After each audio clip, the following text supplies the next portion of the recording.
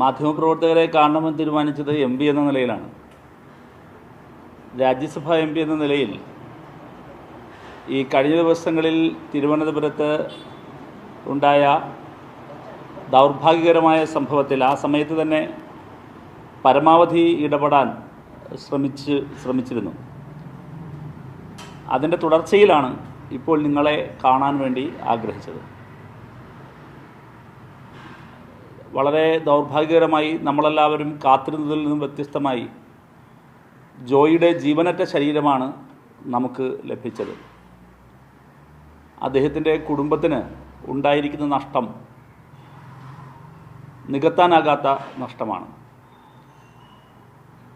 അദ്ദേഹത്തിൻ്റെ അമ്മ മകനെ ജീവനോടെ കിട്ടുമെന്ന് ഏതൊരു അമ്മയും പോലെ പ്രതീക്ഷിച്ചിരുന്നിട്ടുണ്ടാകും. അത് കണ്ടു നിന്ന ആ നിമിഷങ്ങളിലൂടെ കടന്നുപോയ നമ്മുടെ എല്ലാവരുടെയും മനസ്സിനെ എത്രമാത്രമാണോ അതെല്ലാം വേദനിപ്പിച്ചത്, അതിനേക്കാൾ എത്രയോ പതിന്മടങ്ങായിരിക്കും ആ അമ്മയ്ക്കുണ്ടായ, അവരുടെ അടുത്ത ബന്ധുക്കൾക്കുണ്ടായ വേദനയെന്ന് നമുക്ക് ഊഹിക്കാവുന്നതേ ഉള്ളൂ. അപ്പോൾ അദ്ദേഹത്തിൻ്റെ വിയോഗത്തിൽ ഉള്ള ആദരാഞ്ജലി ആദ്യമേ രേഖപ്പെടുത്തുകയാണ്. അടിയന്തരമായി അദ്ദേഹത്തിൻ്റെ കുടുംബത്തിന് ഏറ്റവും ഉചിതമായ നഷ്ടപരിഹാരം അനുവദിക്കാൻ ഇന്ത്യൻ റെയിൽവേ തയ്യാറാവണം.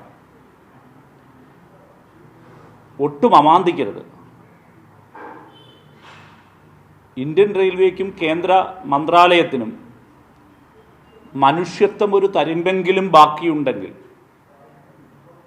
ജോയിയുടെ കുടുംബത്തിന് ഏറ്റവും ഉചിതമായ ഒരു നഷ്ടപരിഹാരം ഏറ്റവും അടിയന്തരമായി നൽകാൻ ഇന്ത്യൻ റെയിൽവേ തയ്യാറാകണം. ഇന്ത്യൻ റെയിൽവേയെ സംബന്ധിച്ച് നമ്മളെല്ലാവരും ഉദ്ദേശിക്കുന്ന ഉചിതമായ നഷ്ടപരിഹാരം എന്നത് അവരെ സംബന്ധിച്ച് ഏറ്റവും ചെറിയൊരു കാര്യമാണ്. അതിന് ഇന്ത്യൻ റെയിൽവേയുടെ വരവ്, ചിലവ്, അവരുടെ ബഡ്ജറ്റ് എന്നെല്ലാം പറഞ്ഞാൽ വളരെ വലുതാണ്. ആ ഇന്ത്യൻ റെയിൽവേക്ക് ഈ സാധു മനുഷ്യൻ്റെ ഈ ദുരവസ്ഥയ്ക്ക്, ദുരന്തത്തിന് കാരണമായ ഈ പശ്ചാത്തലത്തിൽ, ഞാനതിൻ്റെ മറ്റ് വിശദാംശങ്ങളിലേക്ക് പോകുന്നില്ല, ഏറ്റവും അടിയന്തരമായി ചെയ്യേണ്ടതാണ്. അത് ഈ കഴിഞ്ഞ മണിക്കൂറുകളിൽ തന്നെ ഇന്ത്യൻ റെയിൽവേ മന്ത്രിയിൽ നിന്നും മന്ത്രാലയത്തിൽ നിന്നും ഉണ്ടാകുമെന്ന് പ്രതീക്ഷിച്ചതായിരുന്നു. അത് ഇപ്പോഴും വൈകുന്നത് അങ്ങേയറ്റം ദൗർഭാഗ്യകരമാണ്, അങ്ങേയറ്റം അനൗചിത്യമാണ്. ഇത് കാണിച്ച് ബഹുമാനപ്പെട്ട മന്ത്രിയുടെ തന്നെ ശ്രദ്ധയിൽപ്പെടുത്തി രണ്ടാമതൊരു കത്ത് കൂടി ഇന്നലെ എഴുതിയിട്ടുണ്ട്. ഇനി ശ്രദ്ധയിൽ വരാത്തതാണെങ്കിൽ വരട്ടെ എന്ന് കരുതി എഴുതിയിട്ടുണ്ട്. ആദ്യത്തെ ഒരു കത്ത് നൽകിയിരുന്നു. അതിൽ പ്രധാനമായും പറഞ്ഞിരുന്നത്